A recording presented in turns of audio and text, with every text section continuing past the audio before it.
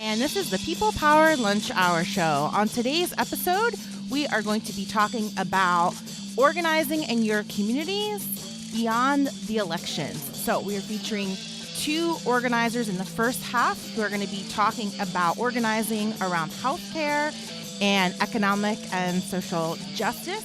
And in the second half, we will talk to somebody who is an organizer around immigrants' rights. We're going to be featuring the organizations of the People First campaign, the Poor People's Campaign, and New Sanctuary Movement. Stay tuned for all that and more on this episode of the People Power Lunch Hour Show. We'll be right back.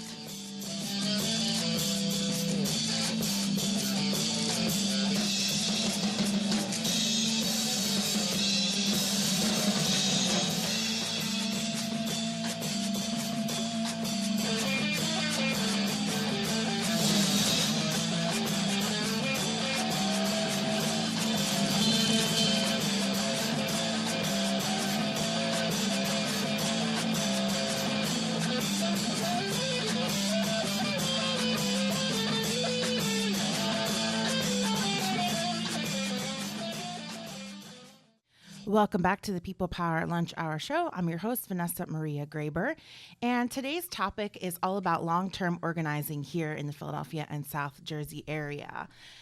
In the election, we had record numbers of people go out to vote, and there's a lot of momentum for people being civically engaged. But here at Philly Can, we want to talk about being engaged with your communities and taking action beyond the ballot box. So we are going to be focusing this month's theme on long-term organizing. That is all the work that happens throughout the year that creates and builds social movements. The two issues that voters mentioned at the exit polls that were of their biggest concern were the economy and healthcare. So today, in the first half hour, we are going to be featuring two organizers with the Poor People's Campaign and also another organization, Put People First PA.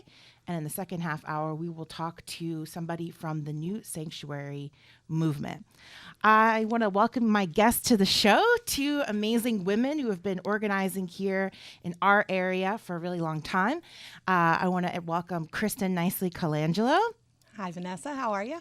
And Nijmie. Thank you so much for having me. And you're both involved in the Poor People's Campaign. And Nijmie, you're also involved in the Put People First PA organization. That's right. So we're here to inform our listeners and viewers out there and let them know how they can get involved in some of these issues that they care about. And as we know, elections aren't the only way that we create social change, right? We take to the streets, we educate people, and we build movements. So I'd love to talk to you both about those things. So if you're unfamiliar with the Poor People's Campaign, it is a nationwide movement with local chapters. And so Kristin is part of the New Jersey chapter. There's one in Philadelphia. They're all over the United States. Their website is poorpeoplescampaign.org. And on their website, it says that this campaign is based on the fundamental principles dedicated to moral analysis based on our deepest religious and constitutional values that demand justice for all, and that a moral revival is necessary to save the heart and soul of the American democracy. Some of their demands listed in their Declaration of Fundamental Rights and the Poor People's Moral Agenda include demands around poverty and inequality, systemic racism, national morality, war and militarism, and ecological devastation. So that's a lot. Yeah. Mm-hmm. Tell us a little bit how you both got involved in this movement and what attracted you to it. Sure. Nijmie. Okay, thank you. Well, it's funny because Kristin and I both emerged and are connected to organizing that goes back many, many years, poor people's organizing, a history that's not often taught in this country, actually, of poor people's organizing, going back to Reconstruction, going back to the Southern Tenant Farmers Union, going back to the Bonus Army, going back to the original Poor People's Campaign. And so the Homeless Union was something that existed in the United States in the 80s had 20,000 members in cities across this country. And one of our mentors, Willie Baptist, was a founder of that work. And in 2005, in Union Theological Seminary, this program was started called the Poverty Initiative.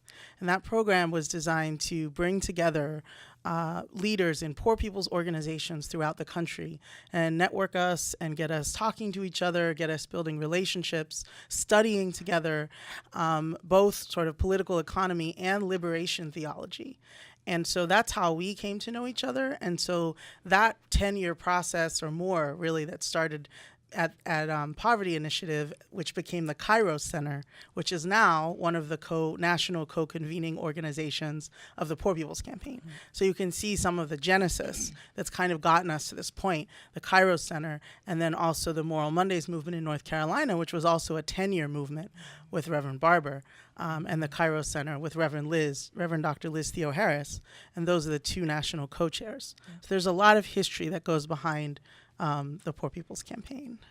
Kristin, when I first met you, you had told me that you used to travel around organizing out of your car and working with people and doing a lot of work involved in the HIV/AIDS movement, which I learned later on that was heavily centered here in Philadelphia and West Philly.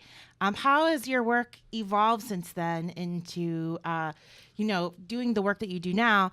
The last time I ran into Kristin, she was in the Trenton State House with the Poor People's Campaign out in the Annex area, leading some chants, speaking out, and people were getting arrested. Screaming into a bullhorn, I think we were doing. Yes, that was an exciting day. And I'm really excited to be here, especially with one of my strong sisters in the struggle. I'm excited.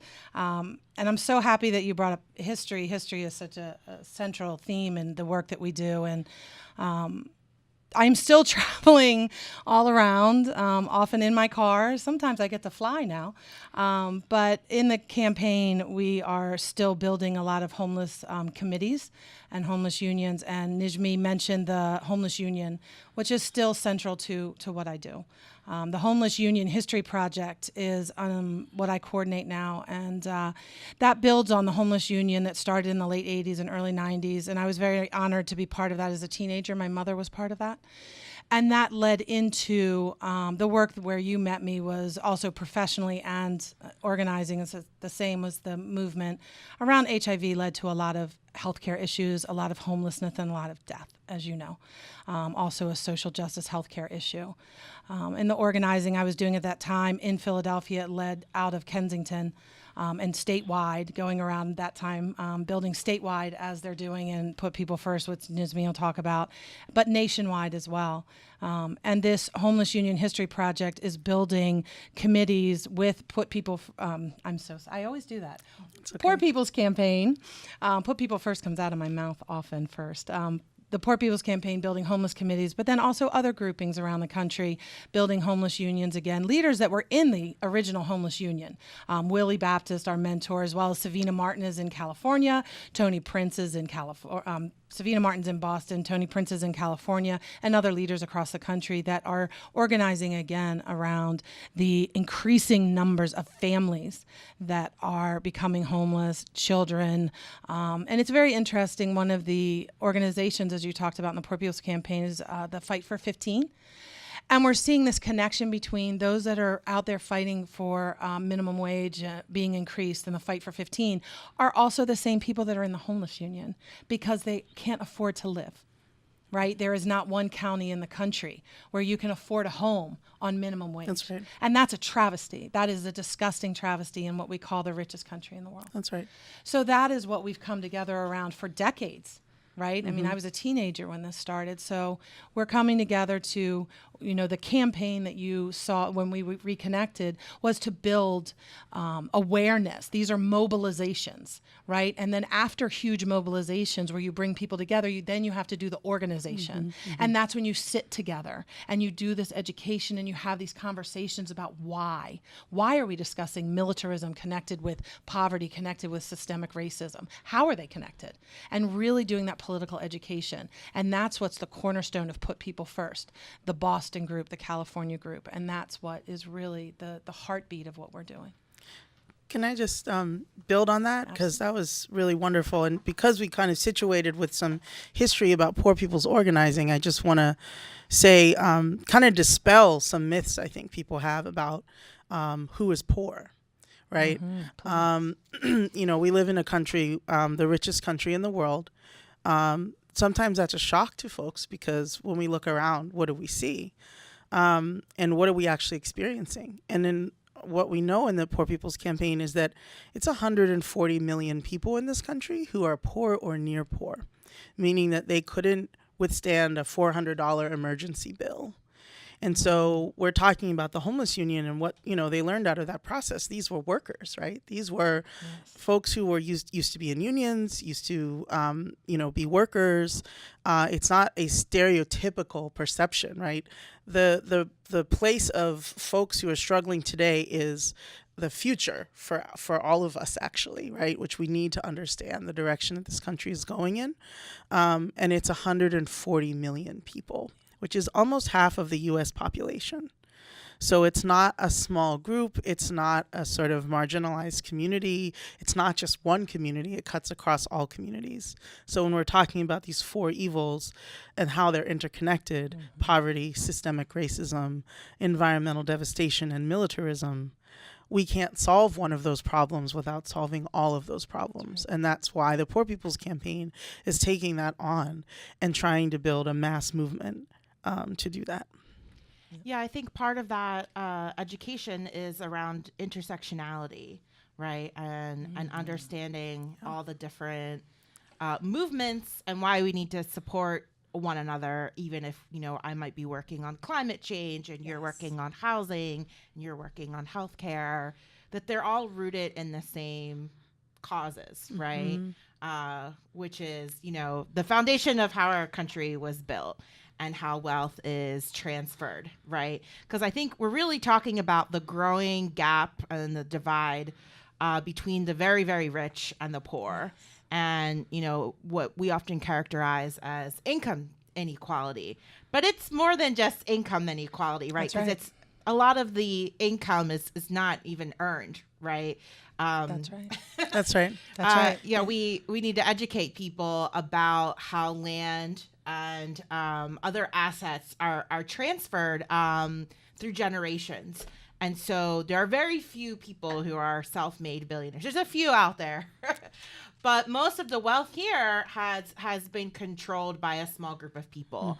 And our population is growing, and that number is also growing. Can you talk about, you know, why you think it's important to educate people over a longer period of time? So one of the central lessons from the Homeless Union, it's very important to look at history. And we talk a lot about the successes of the Homeless Union, but it did end. And to look at the demise. And one of the demise lessons from that was that Dignity Housing in Philadelphia came out of the Homeless Union, and 200 people were housed. And that was amazing until they really looked at the analysis of, one, where the houses they got came from, and that was foreclosures on other people, and how many people had become homeless in the time that they had gotten the homes. And it was a huge number. So housing somebody does not, you know, address homelessness. Homelessness is a result. It is not the cause, right? And they really learned that their analysis of the problem wasn't deep enough. They were looking at the leaves. They weren't looking at the roots. Right. And they needed to become root doctors, is what we talk about a lot. And political education, long-term, deep, continued political education gets at that. And that was one of the main lessons that came out of the Black Panther movement, as political education was very central. The unions were really good at that. Yes, right? So political education and really studying other social movements, studying political economy, political history. We talked about Reconstruction. We talked about slavery. That was the biggest poor people's movement we've ever seen in this country, was when the slaves began to run away. And that was, they were stealing themselves. They were property. and looking at that and looking at history and other social movements and looking at political economy in this country. And it's central, because if you don't know who the enemy is and you're just looking at the leaves, you're not looking at the root cause. I always say, and I've always said this, and it's really what I start a lot of our discussions with: if you have an incorrect analysis of a problem, any solution that you base, any solution you base on that incorrect analysis is doomed to fail.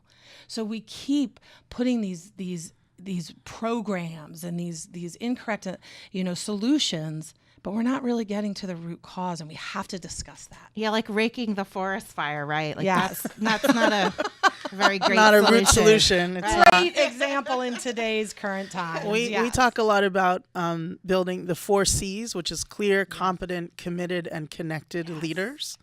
So to this whole point, what you're raising, Vanessa, of long-term organizing, it rests on clear, competent, committed, and connected leaders. And really, given the enormity of our task, one of our main victories is building such leaders and crafting everything that we do in order to build leaders. And I think that's a lesson coming out of our work, out of Put People First. The Poor People's Campaign is how do we make everything we do about building leaders? Yes. Because organizations, organizations and different efforts and mobilizations happen, but we need to make sure that people come out of those efforts ready to take on the next thing and very, in deep relationship with a clear strategy, and really able to operationalize that strategy, right? Yes. Because we're talking about human development, not just sort of moving bodies and telling people where to go and what to do. So when we come back, we're going to talk more about building leaders and some of the strategies that Put People First PA uses to create this army of people that are fighting back. You're listening to the People Power Lunch Hour show at Philly Cam and on WPPM 106.5 FM. We're going to take a short break. When we come back, we'll talk more with Kristin and Nijmie. And later on in the show, we'll feature Blanca Pacheco, who is with the New Sanctuary Movement. Stay tuned. We'll be right back.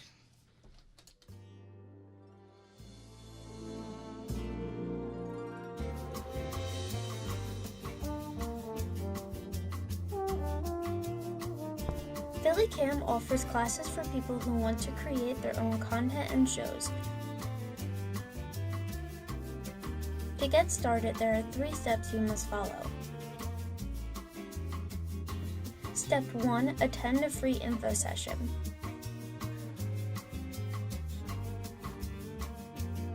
Step 2, become a member.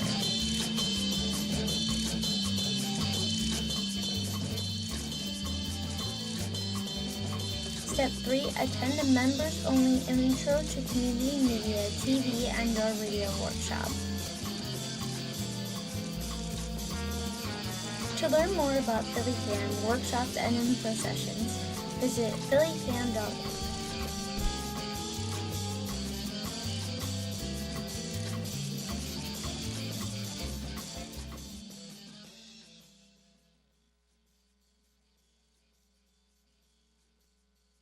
Welcome back to the People Power Lunch Hour show. I'm your host, Vanessa Maria Graber, and we're here at Philly Cam in the WPPM studios, and we are talking about long-term organizing this month on our show because we want people to get involved in their communities beyond just voting in elections. There's a lot to do building up to 2020, and so that's why we do this show. We're also trying to educate people and get them more connected to organizations.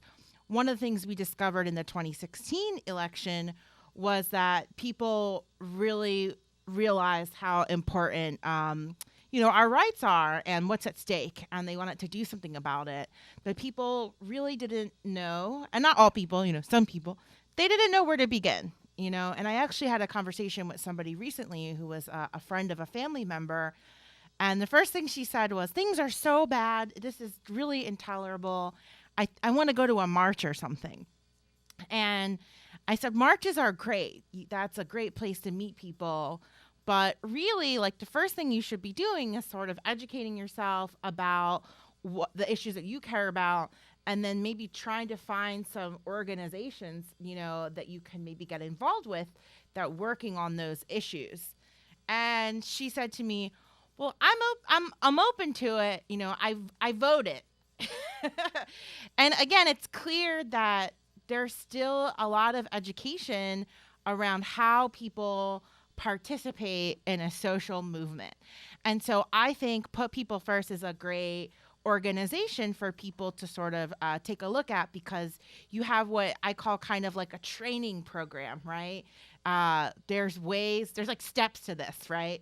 So talk a little bit about, how you get people involved.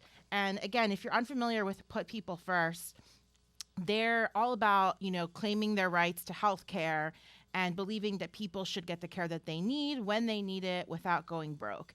And their long-term goal is to pass legislation that ensures health care is universal, publicly financed human right for everyone in Pennsylvania.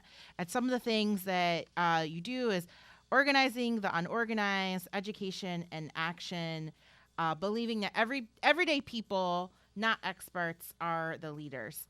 So talk a little bit how you transform them into leaders. Thanks, Vanessa. I love how you did all your homework. Yes, that's great. So I just want to say, thank you and Put People First. We started 6 years ago, and it really just came out of, again, like lessons, right? Like, how do we do something different? How do we really build leaders and do it in a statewide way, right? And so one of the things we share with the Poor People's Campaign is this whole idea that it's not about left and right, it's about right and wrong, right? And so we don't see any parts of Pennsylvania as throwaway parts. We don't see any parts as not being important, as not mattering, right? We are building in rural communities, in small towns, in suburban areas, and in cities. And we strongly believe that in order to actually change what's politically possible, we need all of those regions and people in all those regions coming together. So we can't discount anyone. We can't throw anyone away. And you all are nonpartisan. I like the part that I read that says we hold all leaders accountable no matter what party. And I feel the same way as a journalist, no, it's safe. That's right. We're going to hold everybody accountable. We really do. We really have to hold all power holders accountable. That's one of our core values. And so in terms of developing leaders, when your anecdote about, right, like folks who kind of want to take one action, that's very important. But what we try to do is to make a space for people to build a political home. And in order to do that, really, people have to be in long-term relationship with each other. They have to come together on a regular basis so that they can learn, so that they can build relationships, and that they can take action, right? So a lot of times I think what we find is like people take action, a big group of people come together for a moment in time, and then they disperse, right? You don't really know anyone other than the people you came with. You're not really involved necessarily in a vision, a long-term way.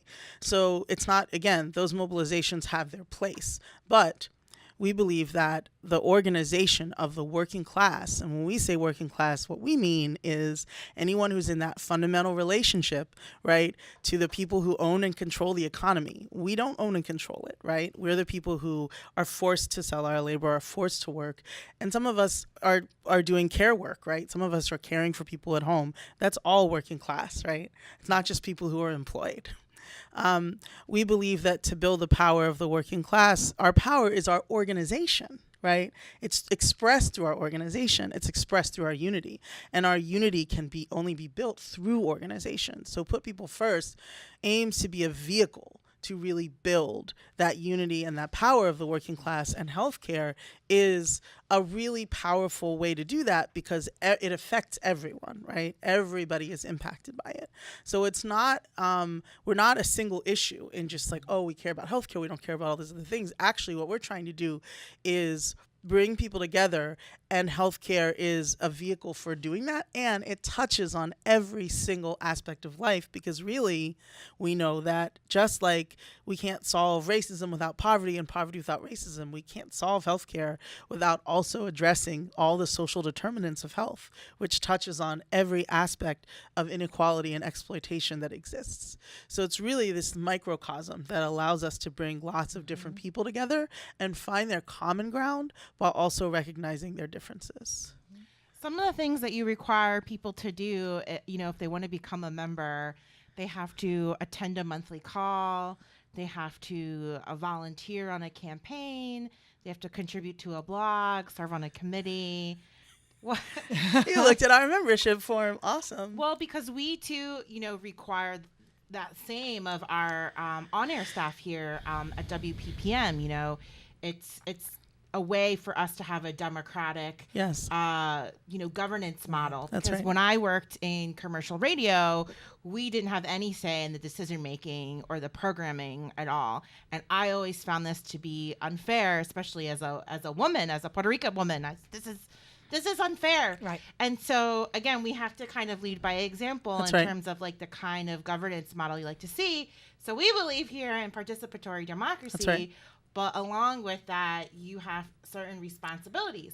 So I just want people to just really understand like what it takes, to be actively involved in a social movement with a group, to be held accountable, but also along the way to be a leader and That's to right. be empowered. Right. And we're at the point now with Put People First, I'm proud to say, because, it's been a struggle. It hasn't been easy to build a statewide organization, built 95% on volunteers, including myself.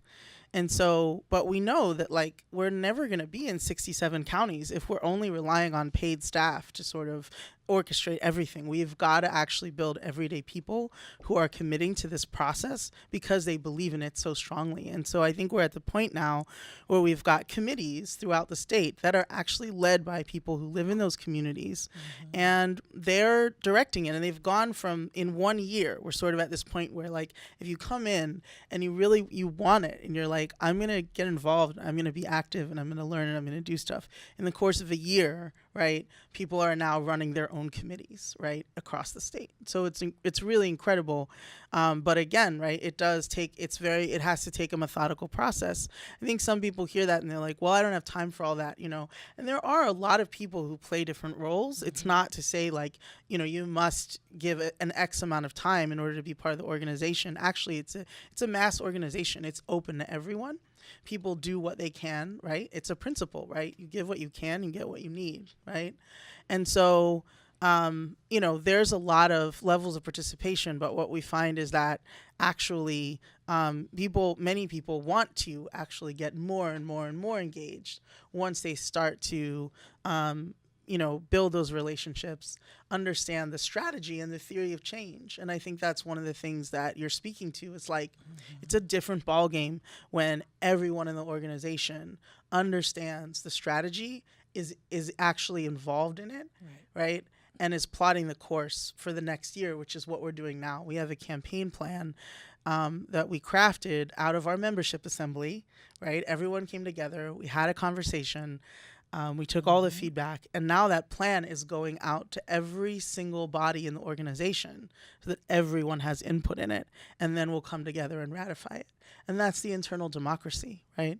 Because we are trying to do something different than the system that we currently have, and we've got to manifest that in our organizations.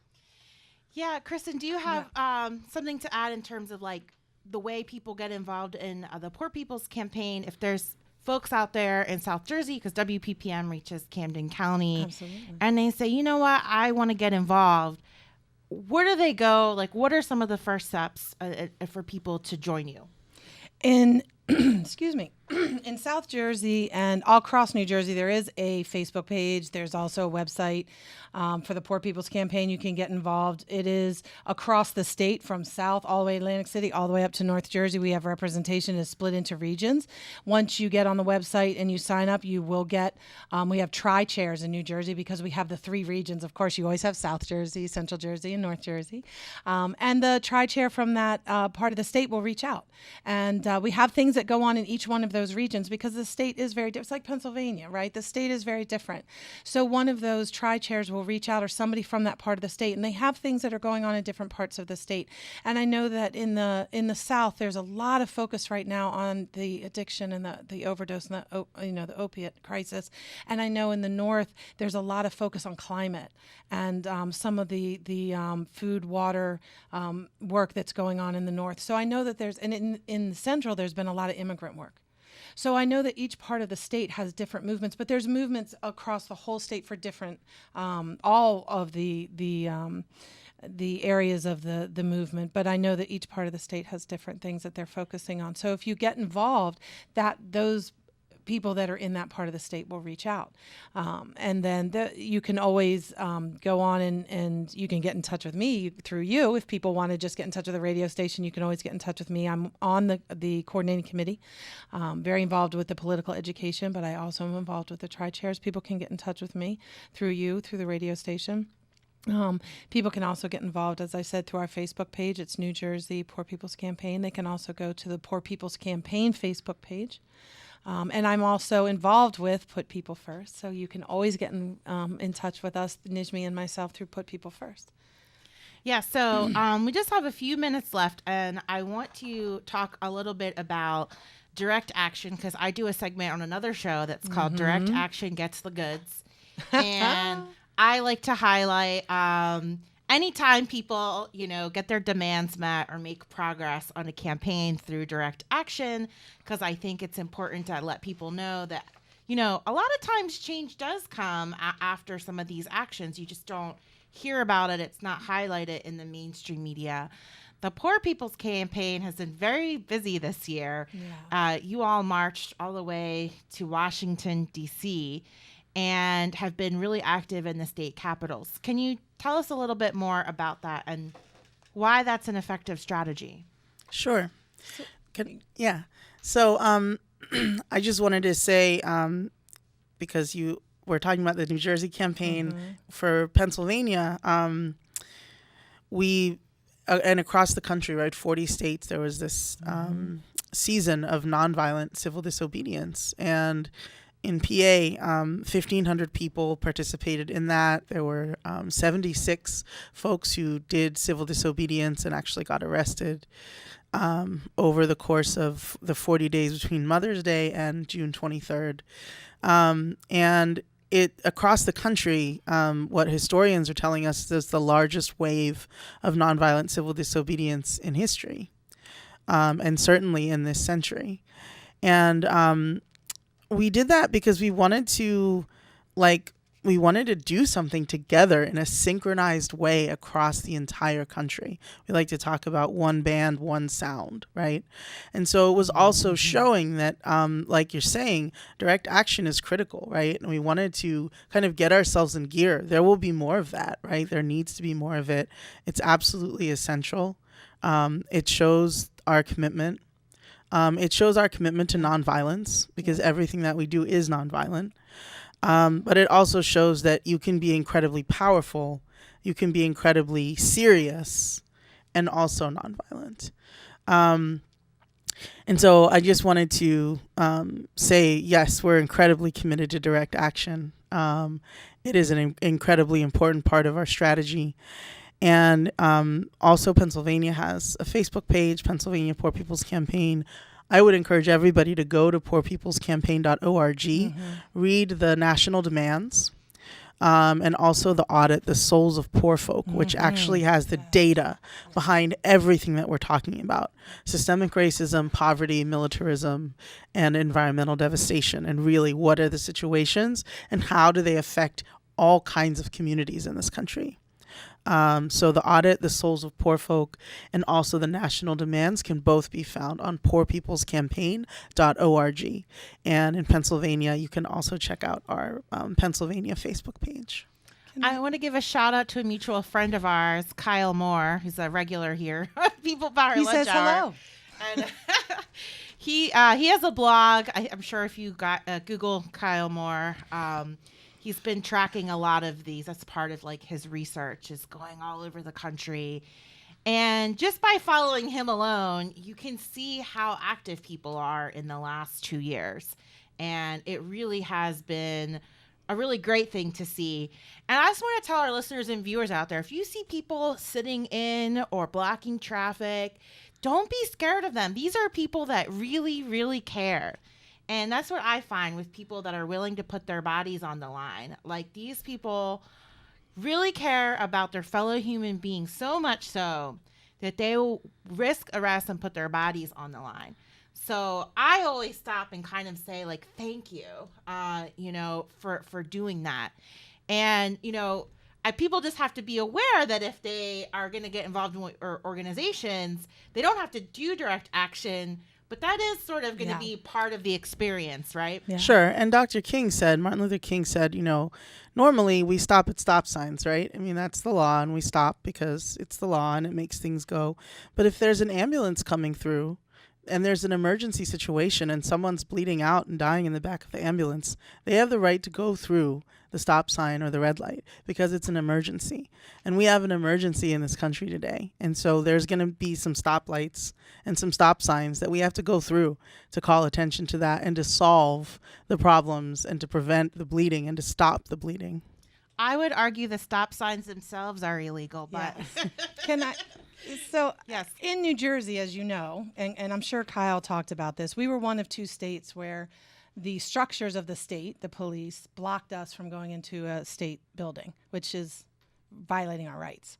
So in New Jersey, we were arrested before we even went into the building. So historically, the structures of the state are used and laws are written to uphold the ruling class's structure. And we're doing a study right now of history right after Reconstruction, when laws were put into place to tie people back to the land after slavery ended. So there are often, we really have to look at that laws are unjust. Mm-hmm. And you only have one choice when laws are unjust, and that is to break them. All right, you heard it here on the People Power Lunch Hour show. But really, again, it's another thing that you should research and read about. I think that's another thing that's not taught in schools. It's probably a bad idea from their perspective to teach students how to organize and stand up for their rights and engage in civil disobedience, which is why they don't learn about it, right? But there's a lot of history there. There's so many great international movements all over the world. Yes. I love reading about movements in Central and South America, huge student movements there. And also in France, there's been a lot of big protests with workers, all over the world. And so I would encourage all of you to read more about that. So I want to thank both of you for the work that you do, for spreading knowledge and awareness, and for inviting the public to join you in this fierce campaign. Can you each tell our listeners how they can find more information by giving the websites? Sure. So poorpeoplescampaign.org. You can go there to sign up and you'll start receiving information immediately. You can also go to putpeoplefirstpa.org as well if you're interested in Put People First PA.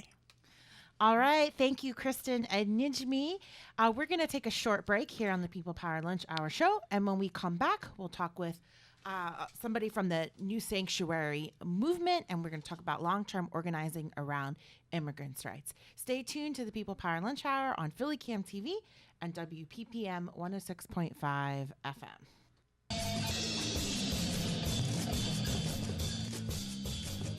We have several great local organizations here in Philadelphia.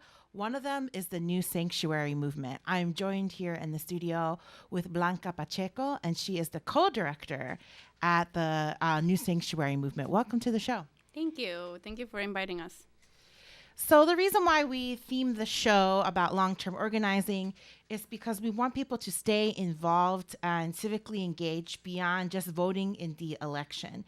And if you've been paying attention to what's happening here locally, there have been a lot of actions, meetings, and just organizing happening around immigrants' rights. Tell us a little bit about your organization and some of the work that you're doing here in Philadelphia. We are an immigrant rights interfaith group, and we are working currently with 28 faith congregations around the city. And we work with every faith congregation that believes that immigrant rights are important and that immigrants deserve to live a life with dignity. We work with immigrant congregations that have people from different parts of the world, and also with congregations that are mostly citizens who support the work in solidarity. Right now, we're working in a couple of campaigns and programs that we have. We are working on a driver's license campaign, trying to pass legislation in the state of Pennsylvania so immigrants can drive free of fear. And we are working in a couple of sanctuary campaigns where people are taking sanctuary in a church because they were ordered deported, and they're taking this bold action, doing civil disobedience, so they fight their cases from inside the church. We also have an accompaniment program where people who are facing deportation, they go to court, and we accompany them. We connect them with lawyers, and we have been doing a lot of work in accompanying people who are detained in York Prison, which is the prison that immigrants are usually sent after they get arrested. And we have a really good impact on it, like mobilizing citizens to go and both be in the presence of courts that are a place that is violent and that is deciding people's lives, and to witness, to bring their faith. And we have seen an impact from like judges making decisions, positive decisions on the cases, and also lawyers paying attention that someone is watching and preventing fraud and all of that. And we've been going to York County several times a month.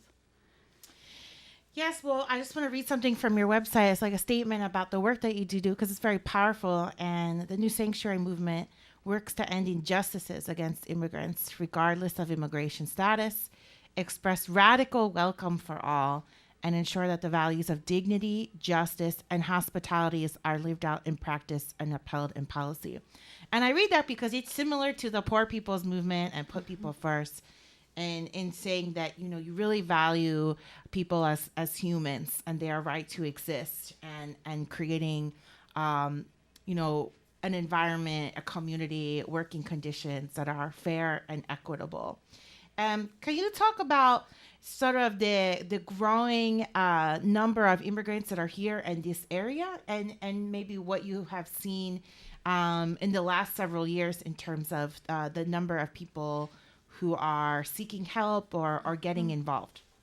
Well, I've been in Philadelphia, living in Philadelphia for over 15 years, and I've seen the change, and the change has been positive. Like, for example, I talked to a friend, and she always say, if I want to go to Mexico, I go to South Philly, because the Mexican community has built business there, has built restaurants, have built their community from doing cultural festivals. So it has like really put the community and the neighborhood had like brought life to the community. And she also says, if I want to go to Brazil, I go to the Northeast. The Brazilian community has done the same in the Northeast. So it has been really interesting to see the community creating change and contributing to the city. People usually see as immigrants being a charge and being someone who are getting benefits, which people are not eligible for. But on the other hand, like they have been really building the economy of Philadelphia. And people do come to our doors to ask for help. Mostly it's like advice where to go to find a lawyer, how to open their business, how to get an IT number, which is a number that people use to pay taxes, but get not any other benefit out of it. They can open a business with that number. So we see different approaches where people are asking for help.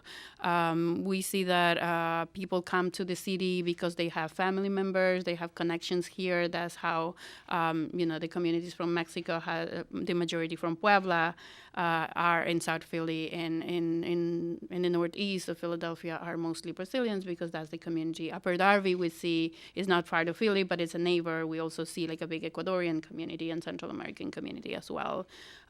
We also see people who are escaping violence from Central America starting to build community in North Philly, which is a neighborhood that has a lot of problems with violence and drugs. But what we hear from people is it's a much better than our country, because in our country we get killed, people get killed every day. And here, at least, it's not that amount of violence, which you will say that the violence is really extreme in North Philly, but for these people that are fleeing for their lives, it's better, a better place. Yeah, I actually had a debate with somebody about this before, and if you look at the numbers, the statistics, there is so much more murders and violence in a lot of these countries. There are a lot of shootings and murders in Philadelphia, but it still, pales in comparison to some other cities across the world. And also in the Northeast, where the Brazilians have sort of immigrated to. I grew up in that neighborhood. It's called like Castor Gardens, Lancaster Avenue. And I just heard a story recently about it being the most ethnically diverse community in Philadelphia now, that it's becoming similar to Queens. And that this was a very exciting thing for the people that live there, because it brought such richness to the neighborhood. And I could say, as somebody who grew up in this neighborhood, that it's way cooler now than it ever was when I grew up there. Yeah, because I feel that immigrants are so eager to adjust, to build their lives. Like, people immigrate here to build a better life, so they take care of their communities. They're like build a business, and they wanted to. Even though the media sometimes portrays one or two stories that immigrants are terrible, and even like the administration right now talks about immigrants being criminals, but that's not the norm. Like, what we usually see is people really are really careful how they move in the city and how they operate their lives, because they have hope that one day they will have access to some type of legalization, which is not available right now. When people who want to get involved and say, I want to address this issue, I want to take action because I care about immigration, I care about immigrants, I care about people. How do they get involved? Like, how are you training people, especially people who are maybe not traditionally educated and maybe their literacy is not very high, but they can still get involved and organize with you? So there are different ways. For allies, they usually get involved through our accompaniment program, where people are going to courts and they can show up and be able to support and show the judges and the courts that there's community around these people that are facing deportation. Congregations, faith congregations, can become members of the organization, and that's how usually we organize internally in the church. And for allies who are citizens, we do programs of education, why immigrants are coming, like what are they facing, why it's important for you to get involved. So we do education around that. For people themselves that are coming from countries, like, as you said, with different levels of education, we believe that people come here with skills, and the skills that you learn through life experience, many times are more educative that you go into the university or like getting a big title. And we believe that people were born and they have built their skills since day one, instead of this thought that people only need to be served, and after they cross the borders, their entire life is erased.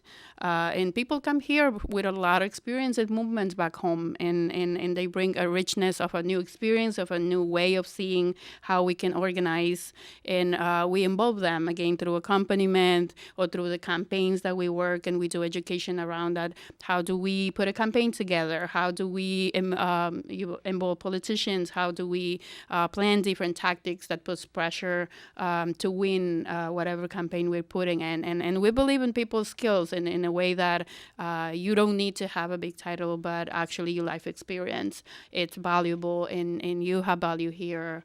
And that's how we get them involved. And there's a group right now of 12 people who have been working hard to build a community fund where they have become with creative ways, and they did one event and raised $5,000 without so much about we need to do all of this education, this research, but with their own skills. And this money is being utilized to help free people from jail or people who are in crisis of deportation. So we didn't need to do like a lot of education around that. They had that experience. They bring it from back home, and we appreciate that. And those are skills that we are putting into play. Sometimes we also get into the streets, we take direct action. Can you talk about why that's a part of this strategy as well?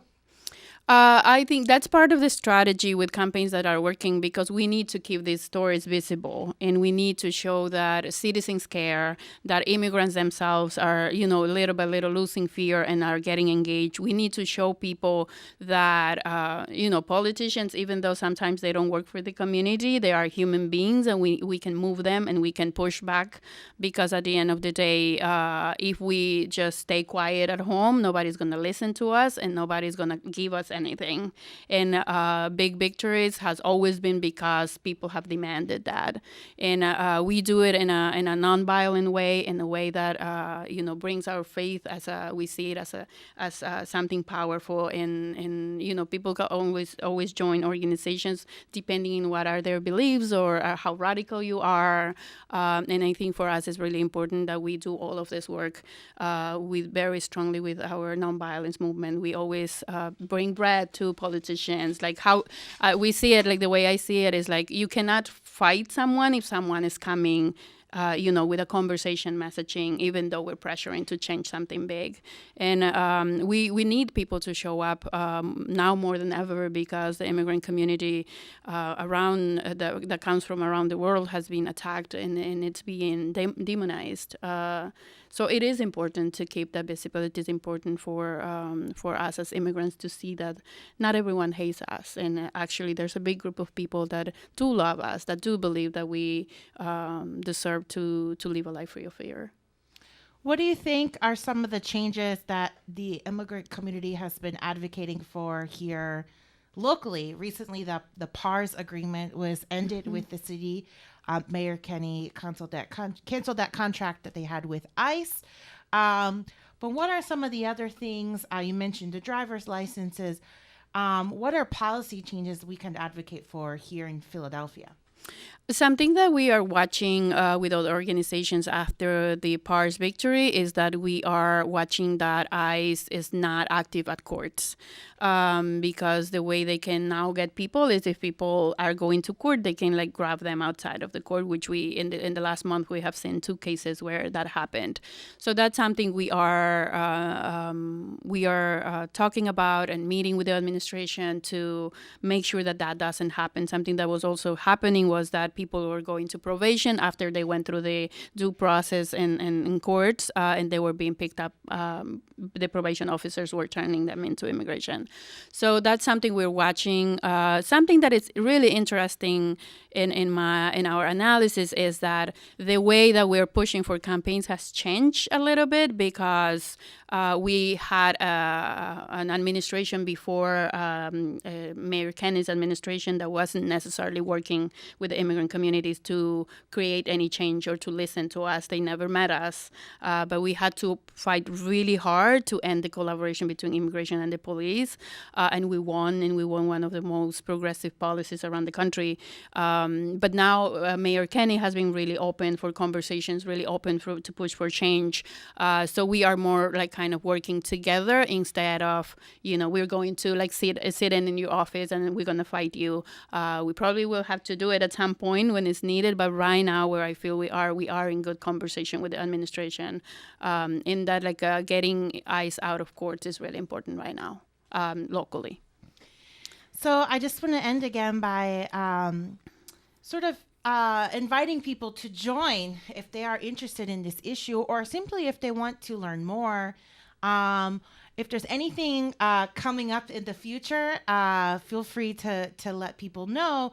But otherwise, tell people the best way to kind of get involved or make contact is either by going to a meeting or going to a website. Let the community know how we can get involved. Well, there's actions that we always have now with the families that are living in sanctuary. There's some public actions, and showing up is always good. Like, it's always good for the spirit of the families. It's always good for eyes to see that there's support. So showing up is something really important. We do have some private events sometimes because of the safety of the families. In other campaigns, we always have had like petitions online. We have a Facebook where we are posting all of the information for you to get engaged. Accompaniment is a need right now, and we see it that accompaniment need growing. Right now, we're hearing that jails are setting people free. So they can open space for other people that are coming in the caravan. The caravan that is over 7,000 people that are heading to the U.S. is going to bring a lot of work that is going to bring a need. Sometimes finding where people can live for a month or two. So opening, if people have space in their homes to offer like a month or two hospitality space, that'll be really helpful. And people signing up to do accompaniment in our website will be helpful too. We send notices of what we need, which is usually show up to court or help us find a home for this person or give a ride to this person that probably will be arriving in a bus station or picking them up from jail in New York where they have been set free. So signing up for that is really important. And what's the name of the website again? The website is sanctuaryphiladelphia.org. In the Facebook, we are New Sanctuary Movement of Philadelphia, and you can follow us and you can see that. If you don't have time to show up, you can always also become a sustainer. There's no small amount. That's right. You can always give money if you can't show up and support and share the information, right? If they have events. Blanca Pacheco, she is the co-director of the New Sanctuary Movement in Philadelphia. Thank you so much for the work that you do and for joining us on the show today. Thank you for helping us spread the word. All right. You've just heard from 3 really great organizations here locally, the Put People First organization, the Poor People's Campaign, and the New Sanctuary Movement. These are all movements building power here in Philadelphia throughout the year, not just on Election Day. I urge you to learn more and consider getting involved. That's going to do it for this episode of the People Power Lunch Hour Show.